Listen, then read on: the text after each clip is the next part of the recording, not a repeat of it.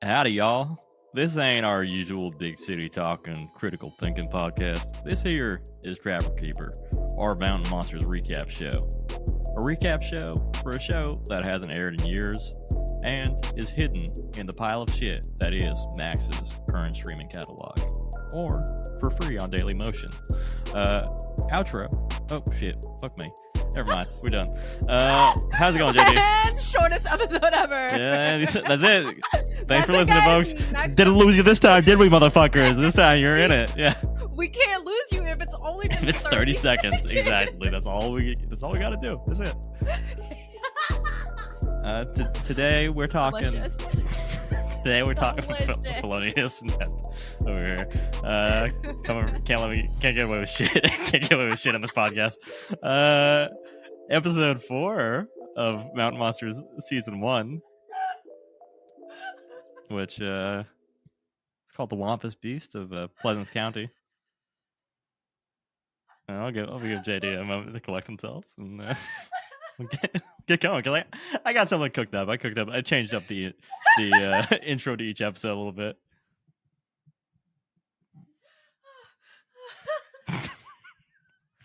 I'm leaving this in. You take your time.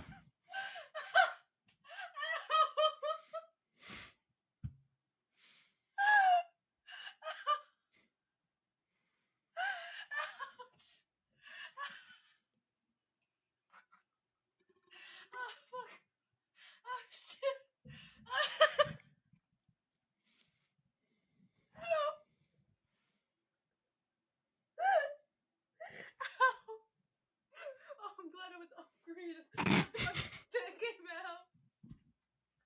Ow. Okay. Okay. JD caught a podcast injury. We're putting this in the HR channel. Ow. I think that was an equivalent to like I think 100 sit-ups, but Wow, there you go. You get your app working. oh, that fucking hurt. Anyway, Wampus Beast, let's go. Let's go, Wampus Beast. So this is. I want you to step in with me to the beat of the Donkey Kong rap. If you're familiar. Yeah. Yeah. Okay. So they're finally here, performing for you. If you know the words, you can join in too. Put your hands together if you want to clap as we take you through the Mountain Monsters rap. Trapper, old white man. He's the leader of the bunch, spinning yarns. Gonna protect Daisy the goat from harm. Buck, the rookie with a critical mind. Don't make him cross the river or he'll fall on his behind. Huckleberry, our security, taking off his shoes and his toenails are nasty. Jeff, the researcher with a Santa beard. I'm not really sure what he's doing here. Willie is out here making traps.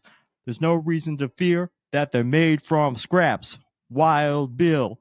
Hell yeah, brother. Semper Fi, brother. Brother. Marine Corps. Sorry, I don't know what that was. I think I was possessed. It was kind of a buzz.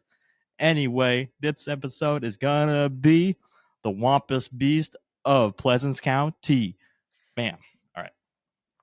Ben. Yeah.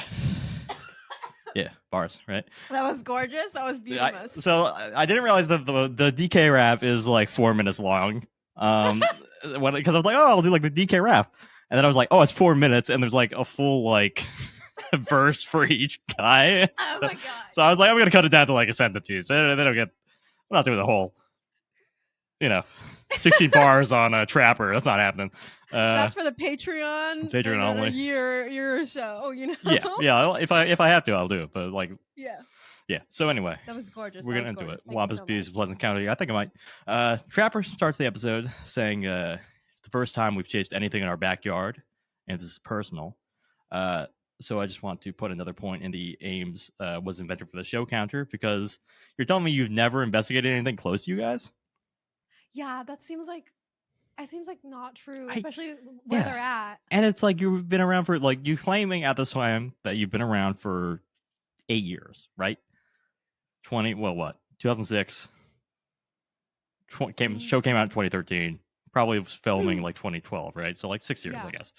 You never investigated something that was in your backyard. Don't you start from home? Don't Isn't that yeah. like the thing? Right. of these Especially things? given that you guys are supposed to be like all like poor rednecks. You're telling me you started off like going jet setting around, truck setting around the Appalachian region? Yeah, it seems like you start from home and then Yeah. you branch out once you've got the budge. Exactly. Right. Yeah. We would start like in Vallejo, hypothetically. You know, like it's what it is. We would start in Fresno. Fresno. There we go. We would look for the Nightcrawler. Somewhere we can drive to, and that's not too Yeah. far. Uh-huh. But also, one of the reasons is personal, not just proximity. The witness this time, our first witness, is Willie. Yes. So Willie caught a fright on his farm when he encountered the titular Wampus beast. Huckleberry also says that he's seen one. That was a massive creature, and Trapper says there's been Wampus beast sightings around the area for years and years, and that his family members have seen them. Everyone's seen them. You can't walk around Pleasant County, West Virginia, without running into a Wampus beast. He could be your cousin. It could be your cousin. You never know who Wampus beast is. Yeah, and that's another thing. Yeah. Like, okay, that it's been around forever. Mhm. Everyone you know has seen one. Yeah. What do you mean? You never wanted to look into Wampus beast? Yeah, and come if on. that's crazy. That's not.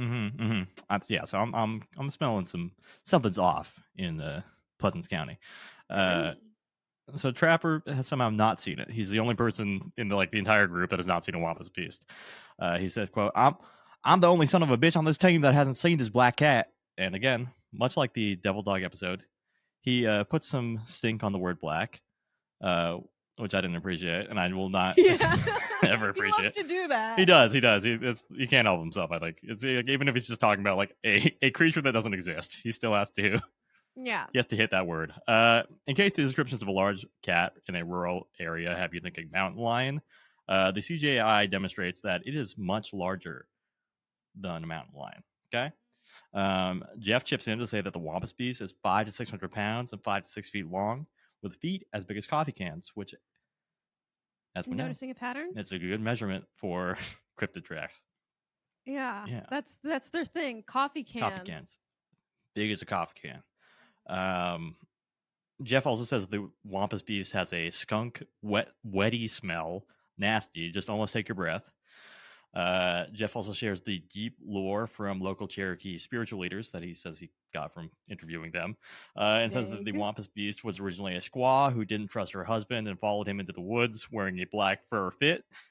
She was caught, and a magical spell was cast on her, turning her into the Wampus beast. So I felt there was something missing from this narrative, and so I looked into it a little bit, and is the kind of that version of the Wampus beast story. Is that the motive for it is that the wife was like spying on her husband during like a secret ritual that she was not supposed to see, right? And so that's why they turned her into the Wampus beast. It's not like she's just like out in the woods and they like caught her, and there's no motive there, Jeff. You got to explain why this would happen.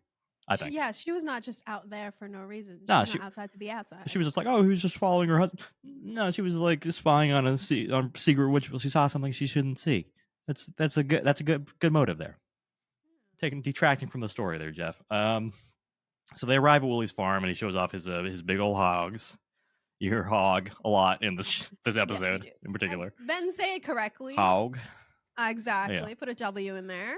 Willie says he has a couple of breeder hogs and a breeder boar. So Trapper offers to, I'm sure you got this part. I have it highlighted as well. Knock the nuts off of him. Mm-hmm. Willie says no thanks. He's still using him for breeding purposes. And Trapper sounds so concerned when he's like, "No, I'm good. I'm good. I'm okay. I'm still. It's fine. I'm breeding. As I just said, it's a breeding hall."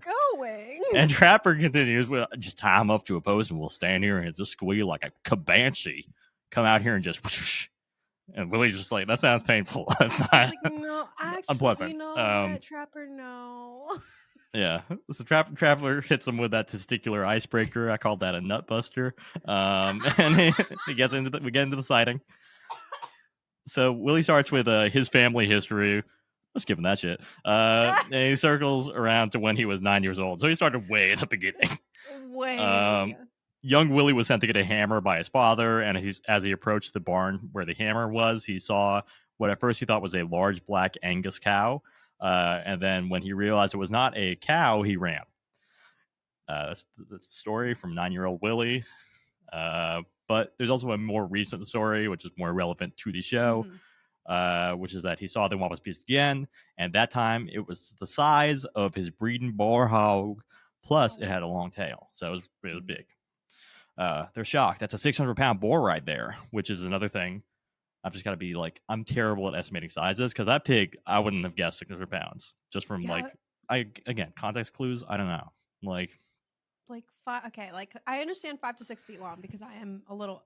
I'm an inch below 5. Yeah, right. 600, and then like he says, like he saw it like from 10 yards away. So I'm already struggling with how much 600 pounds is, and then how far away 10 yards is. So I'm like, I assume that's 10 yards is like 30 feet, right? Yeah. So this room is like 12. So like more 2 and a little over this room. Right. Wow, that's really close. It's pretty close. It's pretty close. And like the size, yeah. So like, I guess the 600. I know pigs are big. Okay, I know pigs are big. You don't need to tell me how big a hog is. I understand a hog is big. I just wouldn't know how to estimate the weight of a hog if I saw one. What is? Oh my god. Okay, so what are things that are also 600 pounds that we know? That we know. My 600-pound life people. Well, we don't know those people. So okay, someone said, no, this is later on. Later on, he says this later on. Never mind. I'll take that back. Okay. What weighs? What weighs 600 pounds? 600 pounds. Thank you so much. Is it gonna say like a whale's penis again? Probably. I don't. Yeah. A smaller whale penis this time. Baby grand piano, an average motorcycle. An average motorcycle. Okay. A vending machine. So a vending machine. Those are the density of things really changes too, though. Like, I feel like a pig is closer to the size of a motorcycle in my head. Yeah. So not a vending machine. Yeah. So we both have probably stood next to a motorcycle. So yeah. 5. And then a blacksmith anvil. Yeah. Have I? I think I've stood next to one, but for a classic Looney Tunes getting hit on the head anvil. Yeah. So okay, all right. A baby elephant. Well, I've never seen. So okay, we'll just stick to that one. Motorcycle. Or baby grand piano. Yeah. So those are our points of reference. Okay, so we're thinking a motorcycle-sized creature. Yeah, Harley Davidson with a long tail. Yes. Yeah. Oh God. It's pretty scary. But anyway, it is scary because Willie admits that he regressed to a childlike state of fear. And completely shut down. Again. He was 9 years old again. He was back into the trauma. Huckleberry shares his own experience in solidarity. He saw a large, mysterious creature walk to the side of the road and stare at him, and then let out this ungodly woman-like squeal or holler. And then it fucked off, just left. But it was scary. Buck decides to hop in the conversation with a story of a horse farmer who had a horse with large claw marks in its shoulder and suspected that was due to a Wampus beast attack. They go to where Willie saw the Wampus beast, which is kind of their standard practice, and he says it was a similar scenario to Huckleberry, where it approached the road and stared him down. Willie says that its eyes looked like they were on fire. Trapper explains that the Wampus beast staring down people shows that it's become emboldened and is gearing up to start killing humans. It's a man killer now, or will be soon. So night one investigation begins around Willie's property. Of course, it's the most dangerous time to do it, as we know from other episodes. At night, because predators, that's the time of predators. And also, as we know, as cat owners, cats can see it in the dark. So double scary. Yeah. Fast as fuck, boy, and can walk between your feet and you will fall over. Exactly. That's what they're good at. And so those Wampus beasts could trip them, and that's we don't want to see the guys fall. It's scary sometimes. Yeah, I don't have a Wampus beast with me right now. Yeah. So Buck finds a wet tree and determines it's wet. It's piss. That's the word pissed. Yeah. They investigate the scene. There's a real like piss CSI thing going on here. Yeah. They find the claw marks up the tree and disturbed leaves, and then Trapper gives like his read on the situation. He was hunched down right there, and he was digging with his back feet, making that piss bed. Stood up there on that tree and marked that tree. He turned right around and was facing uphill and pissed on that tree. Look, it's still wet. So Trapper's pissology lecture is cut off by the sound of Willie's hogs screaming in the distance. Willie runs off. He says, "That's my hogs. He's on my hogs. I got to get my hogs." And you really your heart goes out. You're concerned about the hogs. Mm-hmm. So he disappears from the scene faster than encrypted. They chase down Willie, who found that 3 of the small hogs are missing. Jeff says he sees something moving in the thermal camera, and Willie sets off seeking vengeance. Willie finds 2 of his small hogs killed. Willie's flying off the handle. He's blinded by a lust for revenge, and begins plotting his most complex trap yet. Quote, it's very complicated. It's got a lot of labor involved in it. Willie's masterpiece is a snare net trap, which is one that we've seen in every cartoon ever. I know. I was like, we're just talking about anvils. We're entering Looney Tunes territory here. We're in Looney Tunes City. Yeah. Some Acme ass shit. Yeah. The target steps on a net. There's a tripwire that goes off, and then it activates a pulley, and it pulls the person up in the net. You're just hanging up there. You've seen it. We all know what it is. The more you move, the more you get tangled, baby. Yeah. So Trapper invites his neighbors to his backyard to discuss the Wampus beast because, again, everybody except for Trapper has seen it in the county. Trapper gathers 10 people around the fire and asks for stories of the Wampus beast. And I like this sequence personally. What did you think about this? I thought it was very funny, but I found one particular person very much a character from the way that they spoke. Okay. Well, let's get through these folks and their yarns they have to spill. So Nettie, school bus driver, is the first to share. She was driving during the day when this huge black beast just jumps out in front of the road right in front of me. It had a long tail and it just stood. Robin, bar owner, shares that all I know is it was huge eyes. They just would not go away. Fred, the handyman, says that sometimes he feels like somebody's watching him. Justin, the electrician, saw a pair of glowing orange eyes in the dark. And Jeff decides to show the group a video from a cattle farmer on this strange piece of tech called the laptop. The footage, which they all describe as undeniable evidence, is a dark video of what appears to be a large cat moving through the woods in profile. So who is your character? Who spoke to you? Fred?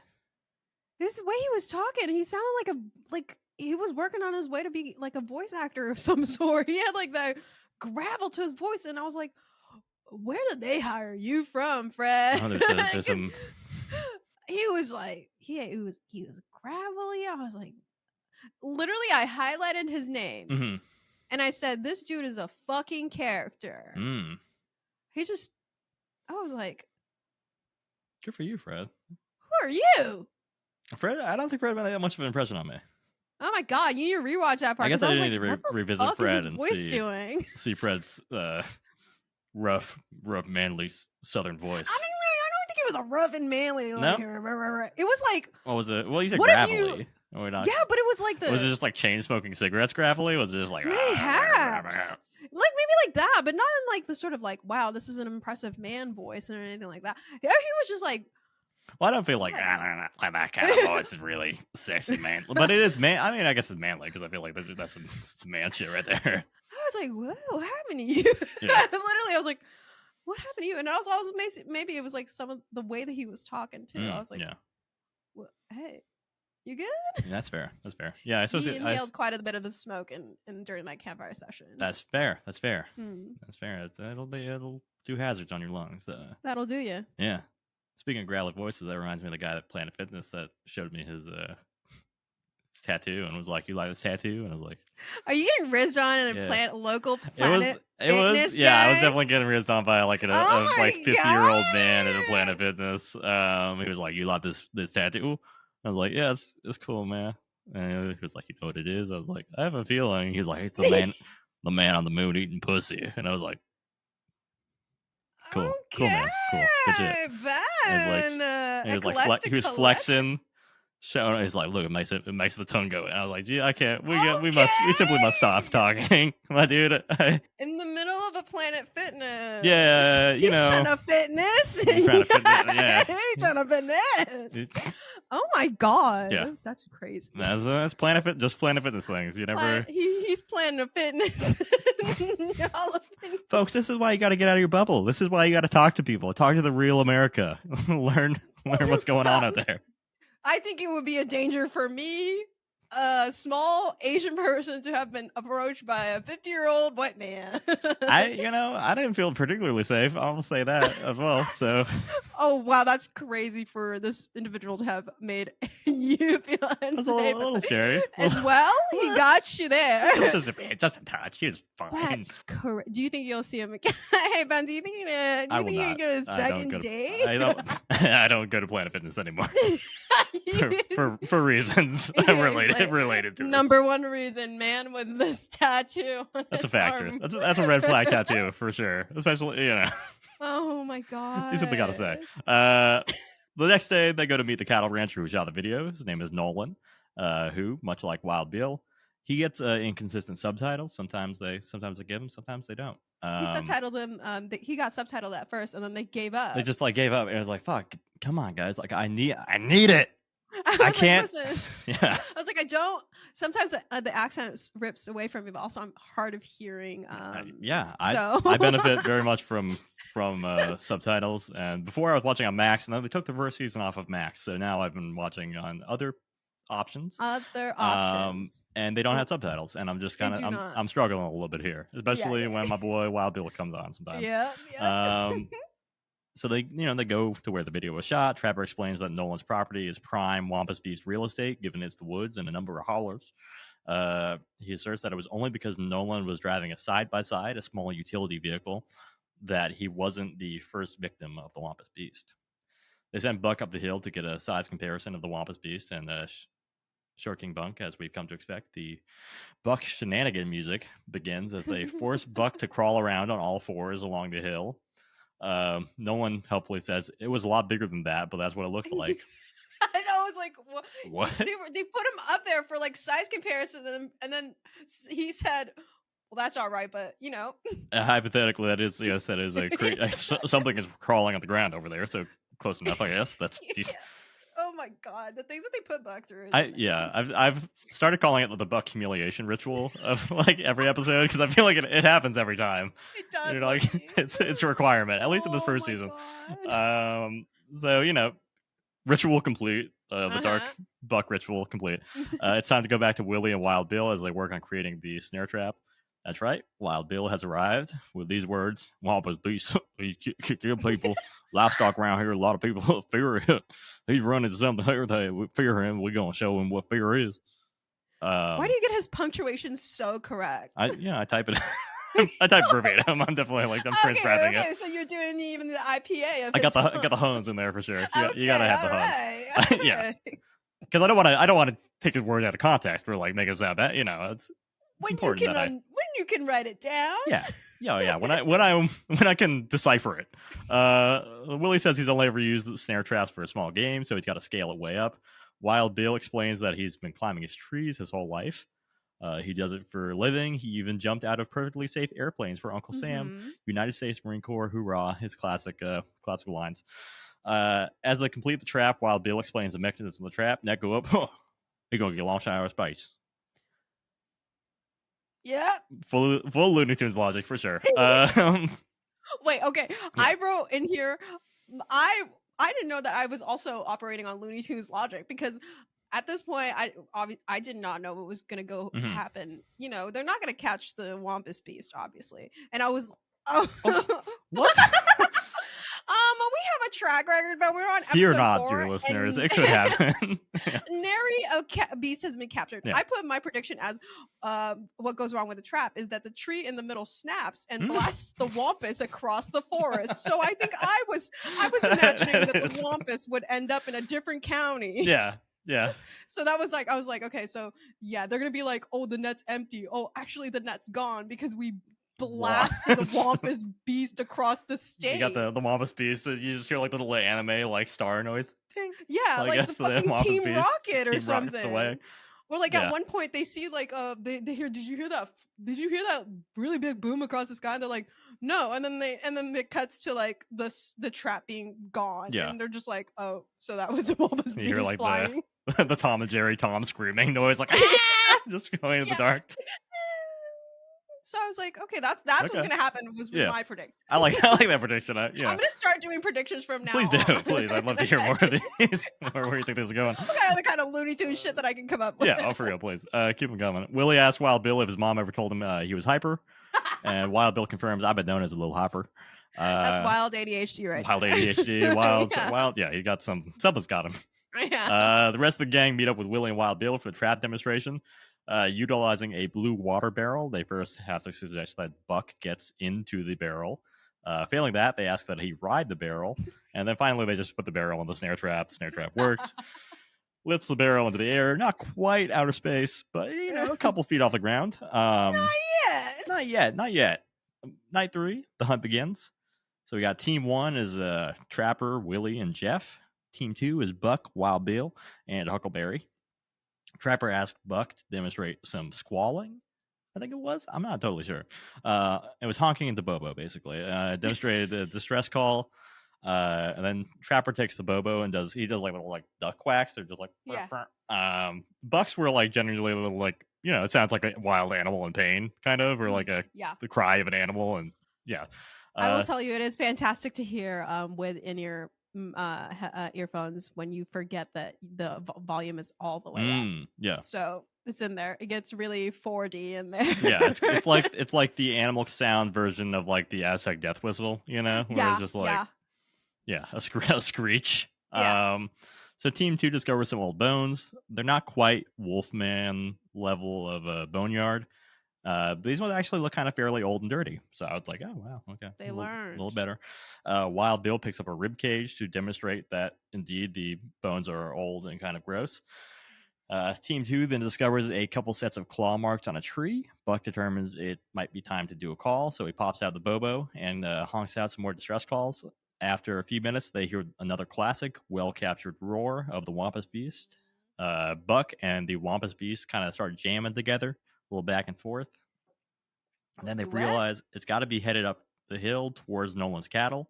So they ride through the pasture, disturbing the cows, but they don't see any Wampus Beasts in sight. And then Jeff says he sees something run into the woods, and they follow it into the brush. The gang all says that they smell it and claim to see it running from them as they follow through the wilderness that is Nolan's property. Then suddenly they hear another Wampus Beast roar and decide it's time to get back to the trap. Getting back in their little kind of off-road vehicles, they drive through the property and they arrive at the site of the trap. The trap has been activated, but it's empty. No Wampus Beast is in sight. They determine that it must cut through the net.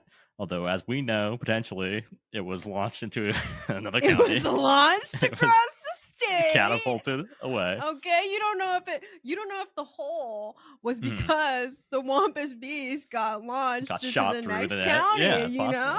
You don't know. We don't know. So they determine, they find a set of tracks that definitely look, coffee can size, roughly, shape-ish. Wild Bill assesses the situation. He bailed out that trap right there. He right on the money, Trapper. Shit, good job. The shit is put in. They always censor out the curses, but I think shit. You can sense it. Shit fits. Yeah.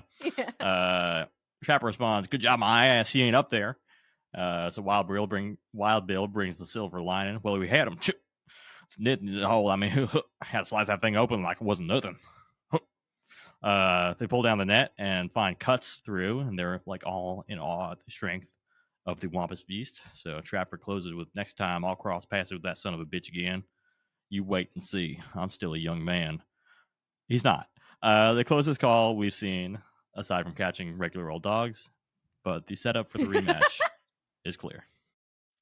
I forgot they caught just regular dogs. Just regular ass dogs. Yeah. Regular ass dogs. Yeah. Oh my God. I think so far of all the traps that we've witnessed, this one was indeed my favorite one. Trap-wise, I think so. Although I will say there's another trap coming up that I quite enjoy. Ooh. Big fan of. Huge fan. Maybe I am also a fan of that one, but I did write down snare trap. I love you, my wife. So I seem to love this trap the most. All right. You got your bias. That's fair. Yeah, that's my bias. And for some reason, I also ranked them in this episode, but I didn't continue doing it in the next ones because I think I was really focusing on them at that one. My ranking for this episode, is Willie at number 1, Wildville at number 2. Okay, fair. Is that a number 2? Buck at number 3, Trapper at number 4, and Jeff at number 5, and Huckleberry at 6. Because Huckleberry, I feel like, wasn't really talking that much in this one, or like I forgot he existed, or Huckleberry is sometimes like kind of a silent presence. You know? Yeah, so that's very like bodyguard security of him. But I'd like to see him speak some more. That's fair, because he says stuff, and sometimes you're just like, "Why did you say that?" Also, like, Huckleberry does say some wild shit sometimes. Yeah, just like Yeah, so and then Jeff just like, okay, he spoke in the beginning, but also like maybe I could switch Jeff and Huckleberry, because at least when Huckleberry said something, it was kind of it's related at least. Yeah. Or Jeff, I feel like, not to shit on anybody in this lovely show where the balance is so carefully thought out. But Jeff, I feel like, is maybe the most superfluous. Maybe like what he really has is that he has the thermal camera. Yeah, and he has a laptop. He has a laptop that he uses. Like, we're supposed to be like, oh, like Jeff's tech, but it's like, why wouldn't just get rid of Jeff? He knows what the word bipedal means. I don't know, but they all know what bipedal means now. Well, yeah, they all. I think they already did now, but I just don't know what Jeff is really bringing to the table, other than the fact that he uses the thermal camera, which I'm sure was paid for by production. So it's like, just give it to Buck. Have Buck be like, I'm the young Buck. I also know technology.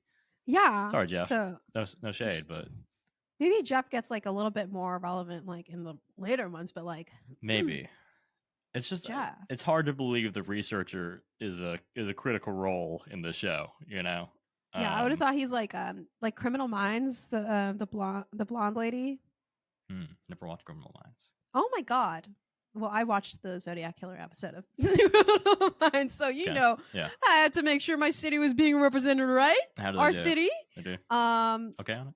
I don't know. They made it. They added a new aspect to it that I was like, it's fine, whatever. Okay, but like, the stereotypical like Abby character from NCIS, where she's like, oh, I work in the lab. I'm a science geek, but I only stay inside of the lab. I get that archetype. Yeah. Right. Yeah, maybe Jeff could have been like, I stay in the lab, or I don't know, the cabin. And right. I don't know, like Jeff doesn't need Charlie. to be out there. I don't. Yeah. He could be. I hate to be commenting on a show that's way old, but Yeah.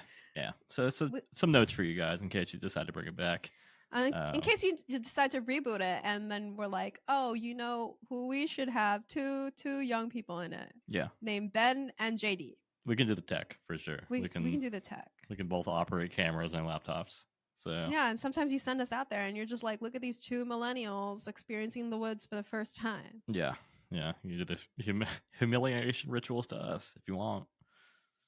Yeah. We'll fucking take whatever, man. Ben will do it. Ever. I'll do it. Ben will do it, and I'll crawl around stand all there. Fours if I I'll be like this. Yeah. Need someone to laugh hella hard. Yeah. I'll jump into a barrel. He'll jump into the barrel, and I'll be like, I'm filming it. Don't worry.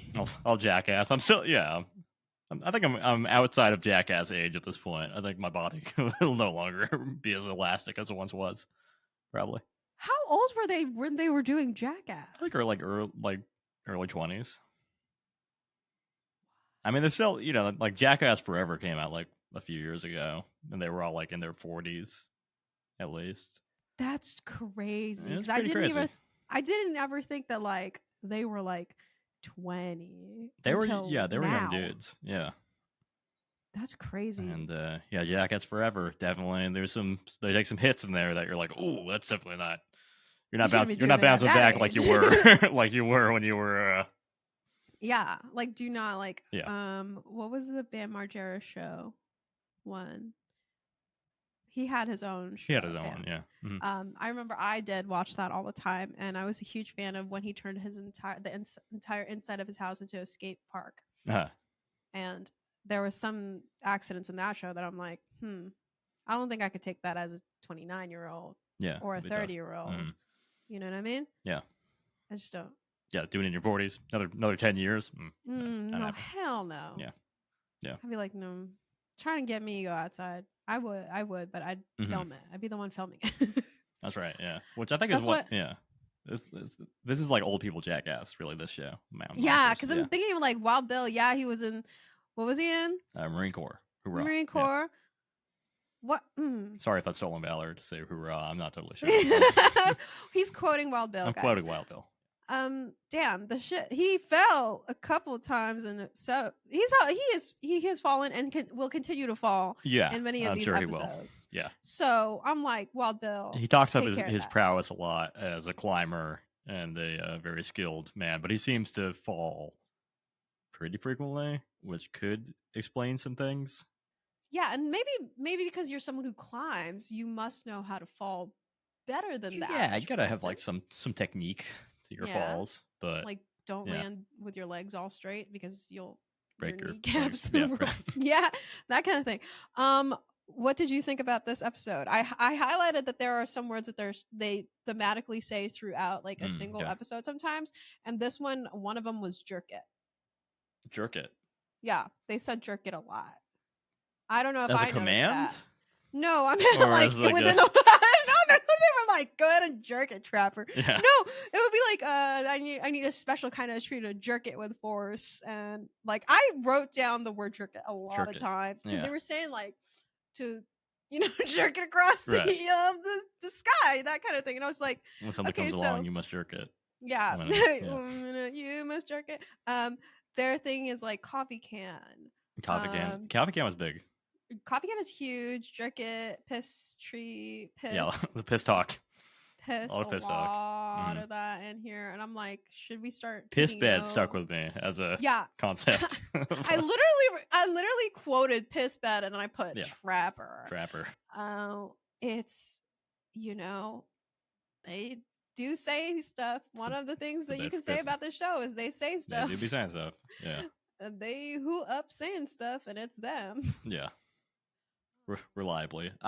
This one I would say I felt similarly like okay to like the dog episode where I'm like, we're talking big cat here, and you're in the freaking you're an experienced animal person, super experienced animal people, the lifelong hunters. Couldn't this just have been a big ass cat? That seems to me like a big ass cat, if that, depending on how much of this was like staged in terms of like, production doing stuff with hogs. Yeah, because listen, that's 2 baby hogs, 60 to 70 pounds, missing, got joinked by the fucking Wampus beast. Yeah, and he's like, oh my wasted pigs, but I'm also like, no, those are pigs, those are baby pigs. Yeah. They're really okay. The thing that I'm going to continue to have a problem with as we go is that they're always like, this is dangerous, shouldn't be doing this, dangerous. Yeah, right. But it's like, I don't feel the danger yet. I don't sense it. No, it's not palpable kind of danger fear. No, I'm not. There's never a moment of fear in this show in terms of like, oh, are they going to be okay? Yeah, I think they're going to be fine. They're like wandering around some dude's farm. Yeah, and like we're in the middle. Right now in the middle of season 1, but we know that there are several seasons after. There are several. So barring some of the stuff that we know. Yeah, and also I feel like at this point, like it seems like the mask is off with like. I feel like in the episodes we watched this round, there's a lot of riding around the little like ATV kind of guys, so little like side by sides. Yeah. Which does feel kind of like a step closer to like being in a rascal scooter, basically. Like you're just like, I'm not particularly impressed by the wildness of you guys out here riding around. Yeah. It's just like, there's not like, okay, like I did appreciate that like some of it whenever like someone is kind of like scared of something, they're not like making fun of that person for being scared of them. No. There's like a sense of like understanding of why that person was scared and like that fear kind of thing. Yeah. I'm still not getting the scary of it all. Like they can really they can shake their camera as much as possible. Yeah. I'm still not feeling I don't get the urgency just yet. No, not yet. There's no. I feel like night vision really saves them a lot. Yeah, Yeah, especially it helps when they find like a creature that's been like mutilated and stuff like, because that could be like, really decent SFX or like whatever, and then but then it gets saved by night vision, making it kind of slightly blurry and also like hard to see. Right. It's a little bit more believable. A little urgency, boys. Yeah. Yeah. So overall, this one not hugely impressed, I would say. I liked the trapper just bringing people to his backyard approach, though. I feel like, this show loves to have 3 witnesses. That seems to be kind of the hallmark, right? Yeah. Which I think, I don't know if this needs to be an hour-long show. Watching this, I'm like, I think it could be cut down. I think every episode you could do some cuts. Yeah, this could be like a 30-minute. You could fit into a 30-minute slot for sure, I think. Yeah, there's a lot of like, I don't know. It's like, oh, okay, hey, it's nice to meet you. Well, hey, that's crazy, man. Blah, blah, blah, blah, blah. All right, take us and show us where you shot the video. Sequence of them walking to see where they shot the video. Yeah. It's standing in the woods where he shot the video. I don't care to see where you shot the video. Ben, you're forgetting something. Yeah. You're forgetting the buck humiliation sequence. That's fair. That is a central part of the show. Yeah. That one you cannot cut. No, I wouldn't, and I wouldn't suggest that we do. I think you can find ways to do that without going through the same 5-step process every witness. Yeah, I feel like sometimes the witnesses do get very. I feel like they should only be talking to the ones that are they've got it really, because I feel like they have a thing where they start off with this one witness that has some sort of encounter, and then they maybe there's a couple that we commented on where this guy should have been first, not this. Yeah, for sure. Yeah, but this one is I did like the whole campfire bonfire situation where they sat down to tell about the evidence. I feel like that could be a lot of it, because we can't get rid of the trap building section. No, you can't get rid of the lore section, but I feel like you could consolidate a lot of the witness stuff into one scene. I would like that. Yeah, because it's a lot of them say the same exact thing, just in a different way, or a different sort of emphasis, but it's you could gather them all in one room to talk about it, or you can super cut the discussion with the witnesses. You know what I mean? I think so. I think that'd be a little sharper, a little snappier. Yeah. And maybe a quick investigation in the beginning of that before you meet the people, and then the last investigation, because I feel sometimes the final hunt days are shorter than everything else. Yeah, right. They kind of rush into it. Yeah, it's strange sometimes. Maybe I feel maybe they'll find their footing more to pad the show better. They'll shut us up later. It's been hot minutes since we've seen this. It's early. Yeah, we got a lot of ground to cover still. But yeah, Wampus Beast, not particularly impressive. So I'd give this one a 2 out of 5. 2 out of 5. Yeah, episode I would agree 2 out of 5, but trap 5 out of 5. Good trap. It's a good trap. But I love you, folks. I think you're gonna want to tune into the next one, because the next one trap is my 5 out of 5. Oh my god, yes. Yeah. So thanks for listening. This episode was produced by JD and Ben. All our music is provided by Yager Frank. If you like the show, tell a friend. If you don't, tell an enemy. Just like them cryptids, we'll catch you later. We'll actually catch you. We'll actually catch you, though. Yeah, for sure. For real. No cap.